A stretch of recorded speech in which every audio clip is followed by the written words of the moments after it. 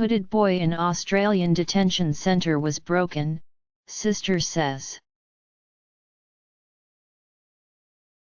The last time I saw him, he was broken.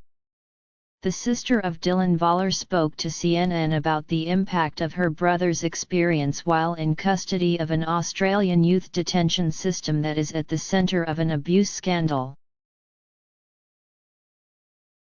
He couldn't look me in the eyes, he couldn't be honest with me, he couldn't smile, Voller says. I felt like I'd lost my brother for a while. The teenage boy was shown in a white hood, shackled at the neck, with his arms strapped to a chair by staff at a detention centre in Alice Springs, in a documentary aired this week by the Australian Broadcasting Corporation's Four Corners programme. He was 17 when the 2015 video was recorded.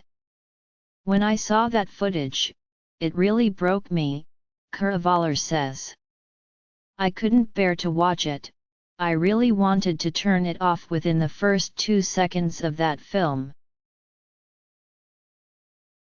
Read more. The documentary also showed footage of other boys as young as 10 being tear-gassed, stripped naked, and thrown around their prison cells in juvenile detention centres across the Northern Territory, including the Don Dale Centre in Darwin.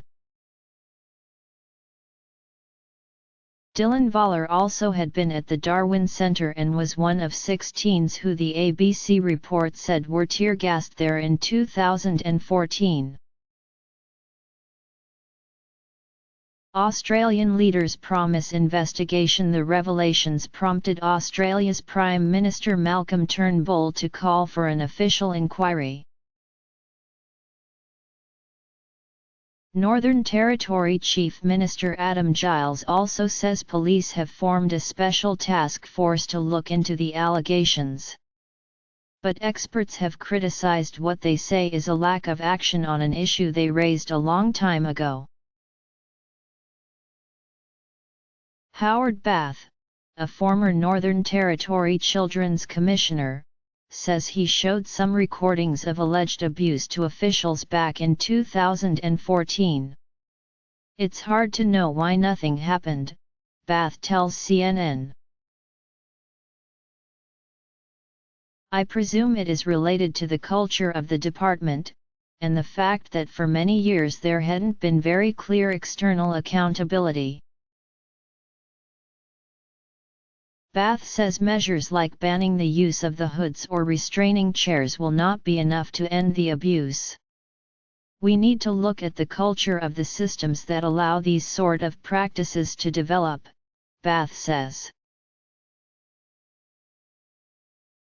The current Northern Territory Children's Commissioner, Colleen Gwynne, also issued a report on the problem in August 2015. It is disappointing that so many of these recommendations still have not been implemented, when an urgent response would have been more appropriate, Colleen Gwynne said in a statement to CNN. I would hope we might now see a coordinated, professional, high-level response to the issues raised, she said. This is child torture. Australian politicians and public figures responded with horror after the original footage was aired, with one federal politician describing it as child torture. Those responsible must be held to account for these crimes, Liberal MP Sarah Henderson tweeted on the night. Australian Human Rights Commission President Gillian Triggs told CNN affiliate 7 News said if regular people were found to have treated children this way, they would be charged with a criminal offence. In a statement released after the documentary aired Monday, Northern Territory Chief Minister Adam Giles said he had removed John Fearing as Minister of the Territory's Correctional Services portfolio.